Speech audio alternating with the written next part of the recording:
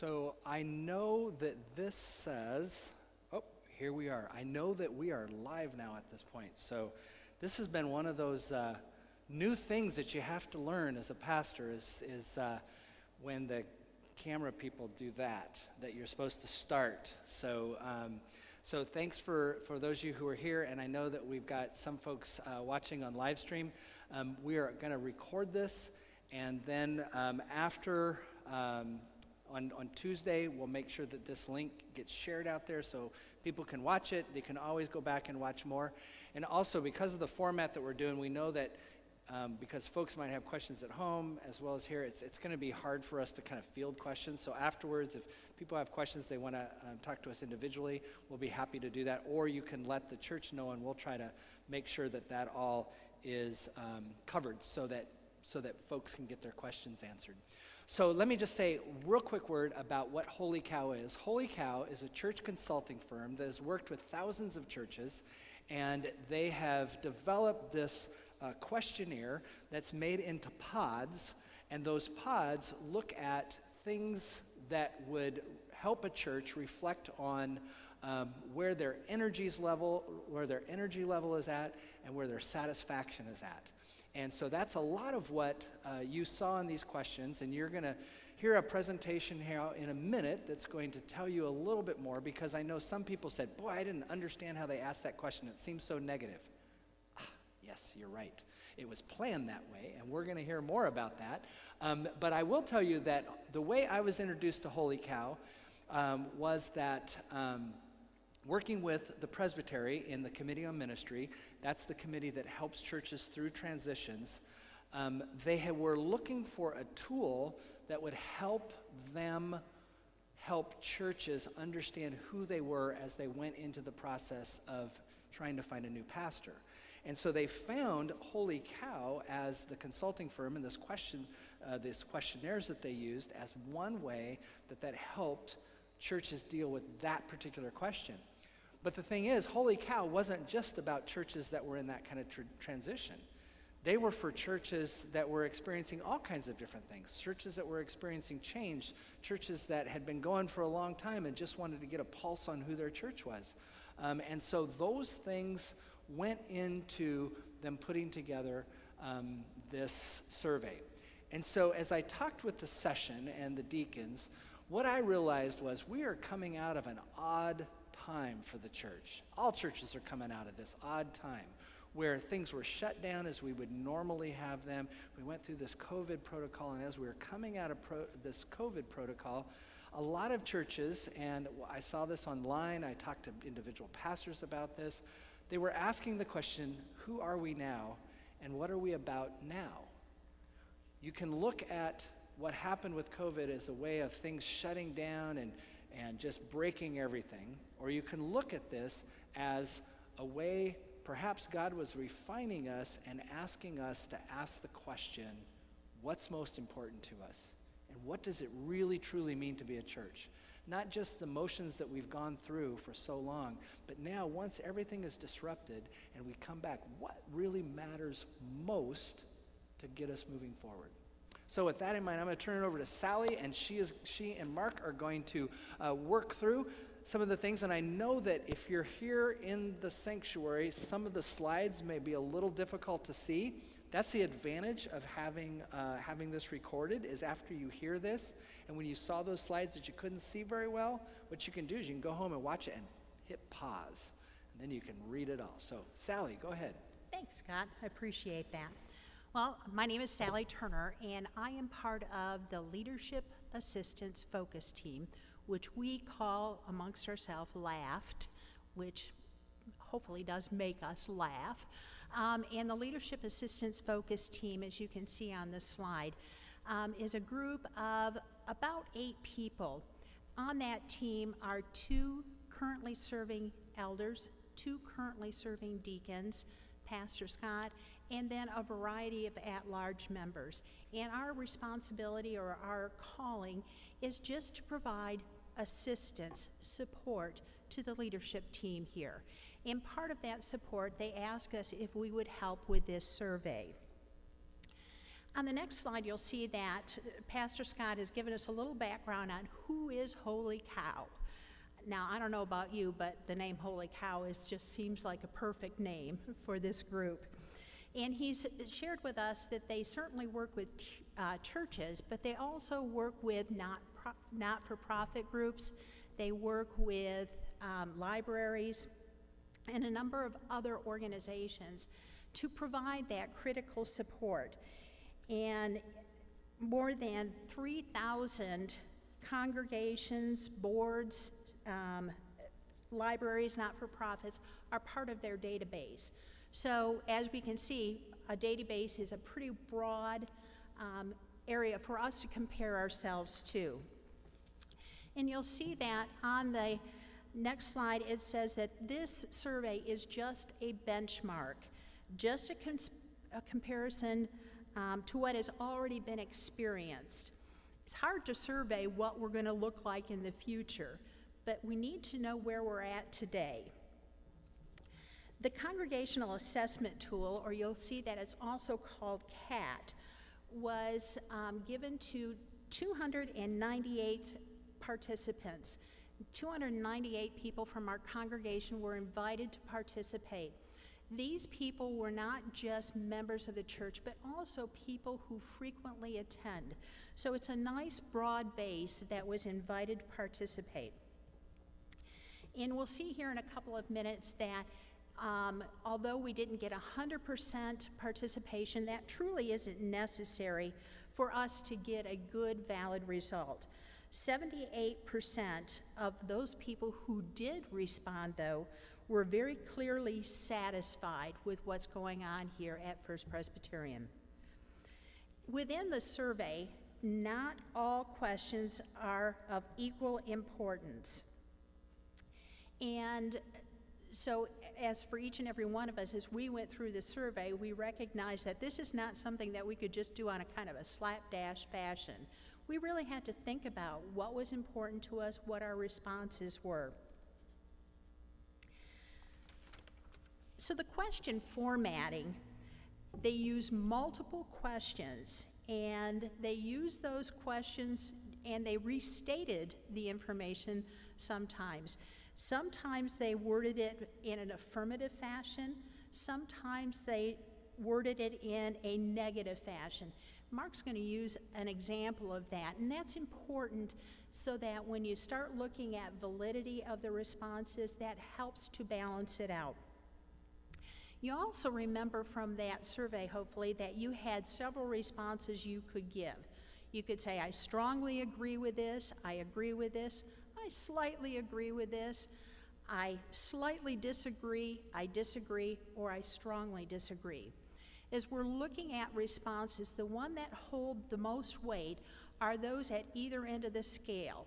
So those that stated, I strongly agree, or I disagree, or strongly disagree, are the ones that hold the most weight as we're looking at responses. When we responded slightly agree or slightly disagree, you're kind of on the fence. And we're looking for direction. We're really looking for those truly specific responses of agreement or disagreement. Holy Cow also provided us with some information about what was going on in congregations during this time of COVID. Now, this is one of those slides that you're going to say, I'm not sure I can see any of this, but you'll be able to look at it in more detail. But let me highlight a few things. What over 3,000 congregants told Holy Cow was that the number one thing that they missed was worship. The number two thing that they missed was seeing other people and having those connections.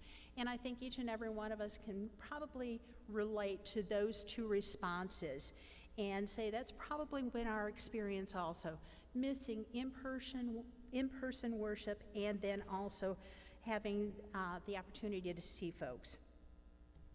39% of these respondents also said they had some concerns over the mental health of individuals, whether in their own household or other folks that they knew during this time of COVID. 70% of the respondents said that they thought that their church was doing a really good job at adapting to help people stay connected. And 74% of them say this has just made them more grateful for their church.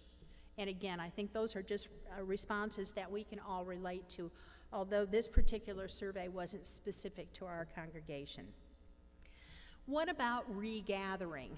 What Holy Cow learned was that 22% of the respondents at this point in time decided that they would not be returning to the church, regardless of what measures were taken to ensure their safety. Now, I think it's important to point out that the date of this survey was July of 2020. Many of those respondents were saying that they are waiting until there was a vaccine available and that they had more information. So it's, I think, important for us to recognize that perhaps folks will not be coming back to in-person worship, but again, many people are looking for that vaccines results and then again a decrease in the number of active cases.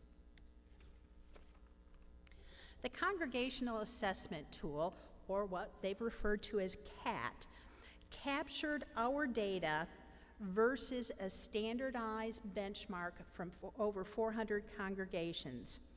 We were able to customize this survey, and again, this is something that the Leadership Assistant Focus Team was able to support the session and deacons and the leadership here to do. It measured, as Scott has indicated, our level of satisfaction and the level of energy here in this congregation. And Mark's going to give us information about those very specific results here in a moment. It also helped us to identify critical success factors for improving. It pinpointed strengths in our congregation's culture, identified where we would like to go in the future, and our readiness to move forward. The reports that we were given by Holy Cow, we were given 28 pages of report. We're not going to put 28 pages of report up here on the screens for you, and so we're going to share with you something called the Pulse Report, and it is a high-level overview of this information, and I think you'll see that it really touches on many of those areas where I think you'll have the strongest areas of interest. Very specifically, the Pulse Report covers the level of energy within our congregation, the level of satisfaction, and again, taking a look at those areas that have been identified as critical success factors. Taking a look at that assessment in more detail, there were several performance indices that we looked at. And again, this is another one of those slides, but let me kind of overview it for you. We looked at hospitality, and that is the degree to which members perceive the congregation is engaged in offering themselves and resources to folks who are new, different, or in need. Another one of the index was morale, positive, passionate, and persuasive engagement of the members in the mission of the church. Conflict management, the degree to which we can resolve conflict here, that it's appropriately managed, and whenever possible, indeed, is resolved. Governance is all about our church structure. This is the degree in which members believe that decisions that are made and that the process of the church are in response to their concerns and their input. Spiritual vitality, the degree to which members believe their faith is central to their lives, rather than being just kind of something out there, or every now and again when life gets tough, I tap into my spirituality, episodic. Readiness for ministry is the degree to which the church has helped members identify their gifts and connect them to ministries that do indeed fit those gifts. Engagement in education, the degree in which members understand the church, that Christian education is a lifelong process, and the belief that the church provides developmentally appropriate opportunities so that they can access those things that are important to their lives. And then lastly, worship and music, the degree to which members have a vibrant worship experience. So those were basically the different modules that we responded to in this survey. So taking a look at this, we've already stated that there were 187 respondents to this survey.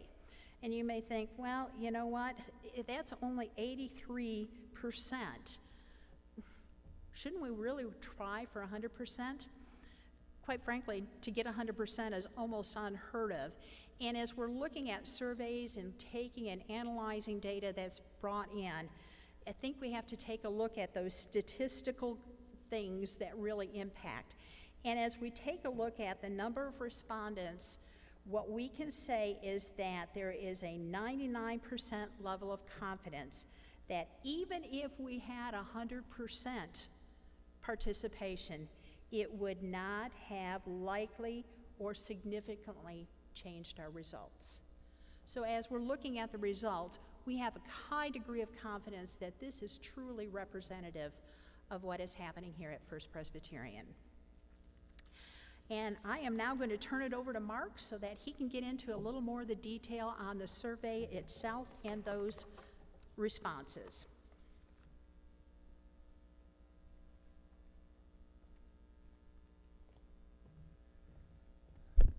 Thanks, Sally. Appreciate that. Appreciate that she volunteered to take the boring part. Oh, I love that.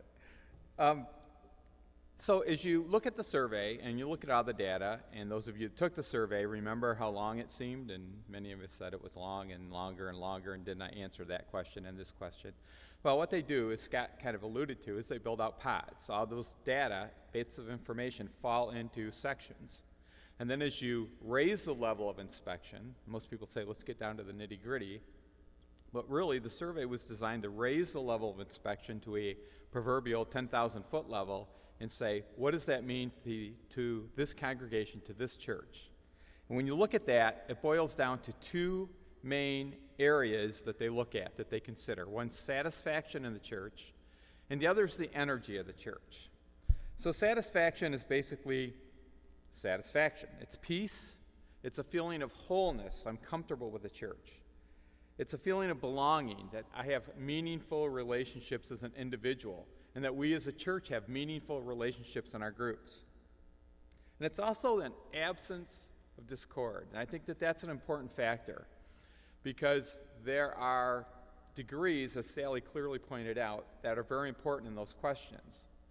Those questions and the answers and the level of analysis is driven by the extremes on each end. It's not driven by the middle. So as I share the data with you, keep that in mind. It's the agree or strongly disagree, or agree or strongly agree, or disagree and strongly disagree that drives these markers. And it's not just because holy cow or we as a church decided that's what we wanted. That's statistically how you gather information to allow you to digest that information and then move forward with that. Energy is exactly what it sounds. It's a compelling sense of purpose. It's a force of engagement. And it's passion with intention, which is very important. So as Sal pointed out, think about what these surveys are used for. There are many scenarios where they're used when they're looking for a new pastor, when there's a lot of discord in the church and other things going on. That wasn't the reason for us taking the survey, but the data gathered allows us to compare ourselves to other congregations, and that's the benchmark. So the next slide, which you probably can't see and I can barely see either, is just an example of what we talked about that says the same question asked two or three different ways, both from a positive standpoint and a negative standpoint. All questions in any kind of data survey are asked that. So I can read a couple of these for you. I bet even if you pull this up on the recording later, you're not going to be able to see it. We do have the survey for you, the entire details, and you can have that if you'd like it. But an example of that is, one of the questions we ask was, on the whole, I am satisfied with how things in our church are. 78% agreed with that. 21 were on the fence, and only 2 disagreed. So the important numbers are the 78% that clearly agreed, either strongly or agreed, and the 2% which disagreed with that. As a comparative to the other 3,000 congregations that they have a data baseline with, we performed very high, extremely high. Now, as we went through the detail by detail, the 2.5-hour presentation that Holy Cow did for us, one of the things that became very apparent was as we went detail by detail, is this church, not surprising I don't think to any of us, incredibly exceeded almost every level by a large amount in satisfaction, in energy, and in specifics around the church. In fact, the moderator, facilitator for us, kept referring back to, this is unbelievable. This is unbelievable. It's a great presentation of what this church is. You know, I'm used to dealing with churches that have other things going on. But the way that you balance that out to make sure you're getting a clear perspective is to ask that same question, which we did. It seems to me that we are going through just the motions of the church. There isn't much excitement about it among our members. What's that overall energy? They ask the same question in a negative format. And to show consistency, what you'll see is, just hold that right there, Beth Ann, if you would, is, because I'm still reading off the questions, is that only 5% clearly agreed with that statement. So when you go through and you look at those kind of statements of a church, what you're doing is determining really where the congregation mind lies at, and you don't bias the attitude or the bullet point of those questions. So can you flip back one, Beth Ann? One more. Back to the, there you go. So this is reiterating what I wanted to share, but it's very important when you understand what the survey put out. Clearly agree and clearly disagree are the 2 drivers of the components or the database of a survey, of this survey. And clearly agree are the 2 categories that out of the 5 answers that allow, and clearly disagree are the ones on the left side of the answer. But I think it's important you keep that in mind as we go through. As the moderator or the facilitator explained to us when we were going through the survey, those answers in the middle, the folks didn't feel were important enough to make one classification or the other. And in a minute, we're going to share about what were the most important responses or important areas to this church and what drove satisfaction and energy. Okay, now we can go on to that. So this is what that looked like, and this is the slide, much clearer than the other slide with the questions. On a whole, I'm satisfied with how things in our church are. Over 78% answered either strongly agreed or agreed. 78%, one of the highest that our facilitator had ever seen. And in the next question, it seemed to me we're just going through the motions. Same question, negative formatted, and you can see 65% clearly disagree with that. The very high at the bottom means as compared to the database of the other congregations, we were extremely high. That's the highest database ranking verbally that you can have. We were very high as compared to all the other churches. The next slide, it says, on the whole, the participation in the church to me, this would be the energy, is very meaningful to me. 74%, again, very high, responded, we clearly agree with that. 24 were on the fence, those people in the middle, and only 2 disagreed with that. Now, one of the things, if you may remember, if you took the survey, we asked you to think about not just the last year and a half during COVID, but looking back over the last period of 5 or 8 years in your involvement in the church. And that's the other reason, as Sal pointed out, why it was so important that it's responders, not just congregational members, and the high percentage of people that responded to the survey. So, for a church, the two most important areas that we graph together are satisfaction and energy. If you go to the next slide for me, Beth Ann. So, the drivers of satisfaction, that's a pattern of responses from our membership that suggests that when they think about how satisfied they are in the things in our church overall, this is where they tend to focus on those areas. The degree to which that focus on these items is indicated by the column, and I'll read that to you because I know it's hard to see.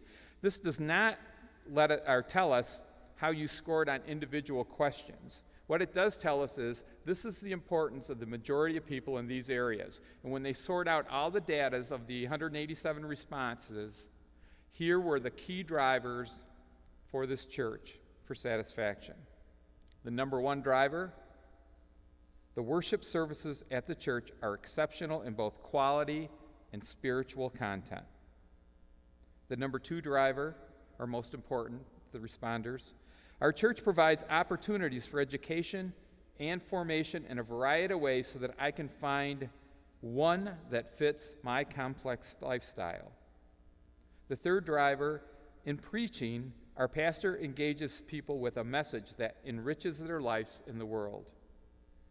The fourth most important driver: our church provides opportunity for members to engage in activity ministry within the church and the world outside.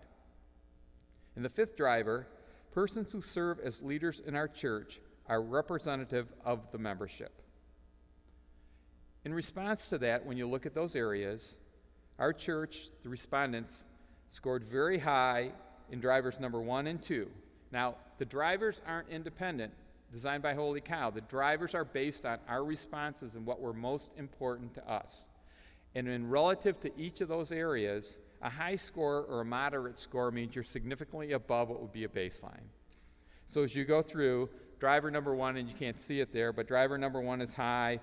Number 2, which was the church provides opportunities of education, was high. Preaching, our pastor engages people, was moderate. 4, our church provides opportunities for members to engage, moderate. And 5, persons who serve as leaders in the church represent membership, all moderate. Now keep in mind, a moderate rating is still high. It's higher than the average. So we have a tendency, because we scored so high in these other areas, to think, well, maybe these are opportunities for improvement. Maybe they are. But the survey is not designed for us to come up with answers to specific questions. It's designed for us to build a strategy for our vision and our mission as to areas that we can drive forward. Keep that in mind, because in a minute I'm going to share with you why that is so important. So, the drivers of energy is a little more complicated. It's not a good or a bad score.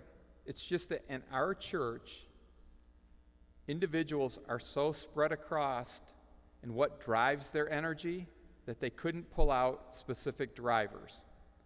In other words, we love what we do, but we do a lot of things, and we have a lot of people doing a lot of different things. So another point that the facilitator made to us when she was sharing this information with us was, that's amazing, which shows that we absorb and take in interest of a lot of people in our congregation, and we're willing to do a lot of different things in different areas. That's great, but it also becomes the challenge for our church. And one of the things strategically the leaders of the church will look at, based on the survey, is, could we do more? I don't know what more means. Could we do something different by putting all those energies into certain areas that would drive more impact in the community? So it's not a negative thing. In fact, she was pretty excited about it, but they just weren't able to identify, based on the survey, key drivers of the energy in the church. So now you put these together and you come up with this quadrant. You come up with the lower left, which is low energy, low satisfaction. That's really reinvention. It's either a new church or a church that's gone through significant changes, has a lot going on. There's a lot of room that needs to be done. The second quadrant, with low energy going from left to right, is static. You have low energy. You have high satisfaction. People are very comfortable with what we're doing, but we're just going to stay there and there's not a lot we want to do. We don't do anything more. We're just happy with what we're doing. The third quadrant, and this, unlike some personality tests that you may see, or leadership squares you may see, the upper right-hand corners, that would be the high end of both energy and satisfaction. That's high energy, high satisfaction. That means people are not only satisfied about what the church is doing, but it means that we have a lot of energy in what we're doing too, and we want to continue to do that and drive that forward. We're doing it with the love and joy that Christ has put in our heart, and it gives us opportunity to do things. And then the fourth, or the upper left quadrant, chaos, which is high energy but low satisfaction. This is the proverbial Energizer bunny going all over, but maybe not necessarily doing enough to satisfy specific things as we go through. Now, if you hit the button one more time, Beth Ann, it should not advance the slide, but you should see where we as a church ranked. And what it does, you'll find us there in that little blue dot that you may or may not be able to see. That's where we were. I don't think this is a lot of surprise to us. It's fun, it's exciting, it's fantastic. It was very surprising for the lady that facilitated us from Holy Cow. That's awesome. You guys are a great church. You're so dynamic. You got a lot going on. And it would be so easy for us to say, wow, here we are. We're at the top of the echelon. Let's just keep doing what we're doing. And then the mood changed a little bit, and she said, this may be the biggest challenge of any situation you could be in. Because the reason is, how do you not become static? How do you make sure you're getting out of the energy and the satisfaction and outside of the door? How do you make sure that you don't just rest on your laurels and say, we're doing everything right, let's keep doing that? And keep in mind, when we took this survey, as we're coming out of the summer of the pandemic, we were asking those questions anyway, and I can tell you as part of the leadership team, we were asking those questions. Is this the right time to make changes? And the survey comes back and says, you guys are in such a great place, but don't stop the momentum. Go forth and do that. So that's something to keep in mind. That's probably the biggest aha moment, is it's not a test we didn't score great on. It's a where we are now, but what are we going to do differently as we move ahead? So I wanted to share just a couple more slides with you before we wrap up. One is the executive summary. So this is kind of the overall wrap-up. When asked how satisfied they were, responders tend to focus on what we talked about before, worship service. But does that mean we don't change? Our church provides opportunities for education and formation in a variety of ways so that I, as an individual, can find one that fits our complex lifestyle. But I think all of us know, and we know families and the complex lifestyles of ours and other churches. Don't you think it's maybe something we have to look at is, what do we do to change, to make that better? In preaching, our pastor, and we know this, engages us with a message that enriches our life throughout the world, and it's so strong. But are there other ways to get that message out, and other ways to drive forward? Not changing, in this case, Scott or whoever else is at the pulpit, but also ways to enhance that. And then, of course, our church provides opportunities for responders to agree in active ministry, the church in the world. We are so good about reaching out, but are there ways that we can become more focused outside of the door and become more of a player? And then persons serving as leaders in the church, they represent membership, as we talked about before. We score pretty high in that regard, but not always are all the voices heard, especially right now with challenges that we have, variables, and I think those are things that we look at. I'm going to skip 2 slides, Beth Ann, not the next one, but go to the one that says, as compared to other churches. So as compared to other churches, here are 3 opportunities or themes that were unusually strong for this church. This stood out to Holy Cow as they shared with us that you don't always see didn't see very much in other churches. Usually it's 1 or 2.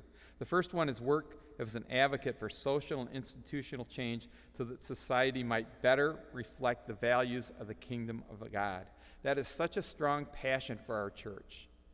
And with our satisfaction and energy being way up in that right quadrant, I think the question that a strategic team has to look at is to say, can we do even better? And is there a way to energize that and focus those resources to drive things forward? The second is to expand outreach ministries that provide direct services to those living on the margins of society. We have examples of where we do this, but the question is, can we do more, make a bigger impact? Can we do it more locally? And can we be a model for our community and how we're doing that? And the third point is to adapt opportunities provided by the church, making them more accessible in the given pace of schedule. Are there ways that we can help members people who not only are congregation members but attend this church, how can we help them in their goal to increase their spiritual vitality in what they do at the church and learning on themselves? And that's really what this survey has done. Now, I'll share with you that the session has approved putting together I guess for lack of a term, we're going to call it a strategic planning group, but a group of people to take the survey and line it up with goals, objectives, strategies, our vision, our mission over the next few years. To look at this survey not as we did it right, let's ignore it, but what are the drivers, that satisfaction and energy? The session has approved putting together a small team that will look at that and come back to the session with suggestions of how we drive this forward and thinking outside of the box and how we can do things differently. But with that in mind, I think the last thing, in the last slide, Beth Ann, if you would please, that Sal started with, it's most important that this is just the beginning of the conversation. It's not the end. These questions and answers aren't designed to say, here's one problem, let's fix it. Because of where we are with passion, with satisfaction and energy being so high, it's designed to say, hey, don't get stagnant now. Don't sit on your laurels. But how do we as a church move forward in a time that's challenging for all churches and all kinds of religions, in a community, in a social setting that needs a lot of help? Are there ways we can get better at that? So that is the overview of the survey. That's the information we've got. If you would like the whole thing, the whole executive summary, which is I forget how many pages, 80 or something like that, you can get that from the church. We have a link for you. If you have questions that you'd like to ask, please call the church office. Sally and Scott and I, and there's some other members of the LAFT team that went through that. We'll be here afterward if you want to ask some questions. But we'll put those, if we get a group of questions, we'll put them together and we can put them on constant contact as well as we go through. So thank you so much, Scott. I'll kick it back to you and go from there.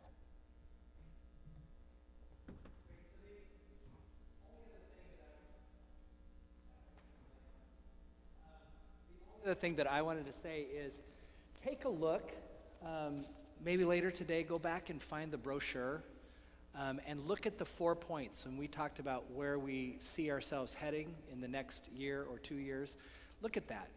Compare that to what you saw at the end there that talks about those drivers, because that truly is where those things came from. We are really looking at ways in which we might take advantage of the energy and satisfaction we have to really, truly embrace what God is calling us to do next. So thank you for that. And as Mark said, if we're gonna close in prayer, but if you have things to ask us afterwards, if you're watching online, you can send us an email, contact the church office, let us know if you have specific questions about that. And then as Mark said, we're going to make sure that all of this is somehow put into constant contact. And if you don't see what you want in constant contact, let us know and we'll see if we can get that up there. Mark, did you want to close us in prayer? All right, thank you. So I'll close this in prayer. Gracious Lord, you bless us with so many things in our lives. And you've blessed us with this incredible church community that is here to serve and to follow your model. So we're thankful for the opportunity that you've given us to identify even further ways to serve, to be more effective. And we're grateful for the opportunity to get together as a congregation to serve not only this community but the world, and most importantly to serve you. So guide us in our everyday decisions. Let us continue with that satisfaction and the energy that will do your work in this community and beyond. And let us make sure we take care of each other first. In your name we pray. Amen. Thank you.